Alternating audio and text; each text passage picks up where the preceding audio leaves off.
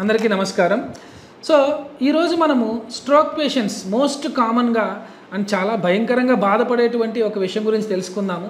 చాలామంది స్ట్రోక్ పేషెంట్స్ని మనము బెడ్ మీదే ఉంచి అటు ఇటు కదపడం అనేది జరగకపోవడం, అంటే పేషెంట్ని ఎవ్రీ సెకండ్ అవర్లీ పొజిషన్ మార్చాలండి. రైట్ సైడ్కి ఒకసారి, లెఫ్ట్ సైడ్కి ఒకసారి, అలా 2-3 గంటలకు ఒకసారి మనం పొజిషన్ మారుస్తూ ఉండాలి. ఇలా కనుక మీరు మార్చట్లేదు అనుకుంటే పేషెంట్స్కి నడుము వెనకాల పుండులు పడే అవకాశాలు చాలా ఎక్కువ ఉంటాయి అన్నమాట. అక్కడ రక్త సరఫరాని తగ్గిపోయి దాన్ని మనం బెడ్ సోర్ అంటాం. ఇలాంటి బెడ్ సోర్స్ కనుక ఎవరైనా స్ట్రోక్ పేషెంట్స్తో బాధపడే వాళ్ళు కనుక ఫేస్ చేస్తే ఇది చాలా పెద్ద ప్రాణాంతకం కూడా కావచ్చు. మనం చిన్న బెడ్ సోరే కదా నెగ్లెక్ట్ చేయకండి.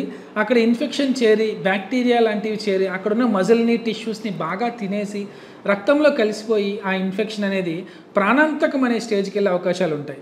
సో ఒకవేళ మీరు మీ పేషెంట్స్ని కానీ ఇంకెవరికన్నా మీ బంధువులకు కానీ ఇలా బెడ్ సోర్స్ లాంటివి వెనకాల నడుము దగ్గర పుండులు లాంటివి గమనిస్తే వెంటనే డాక్టర్ అడ్వైస్ తీసుకోండి. దానికి మన రీహాబిలిటేషన్ సెంటర్లో వాక్యూమ్ థెరపీ అనే పద్ధతి ద్వారా ట్రీట్మెంట్ ఇచ్చి బెడ్ సోర్స్ని తగ్గించడం జరుగుతుంది.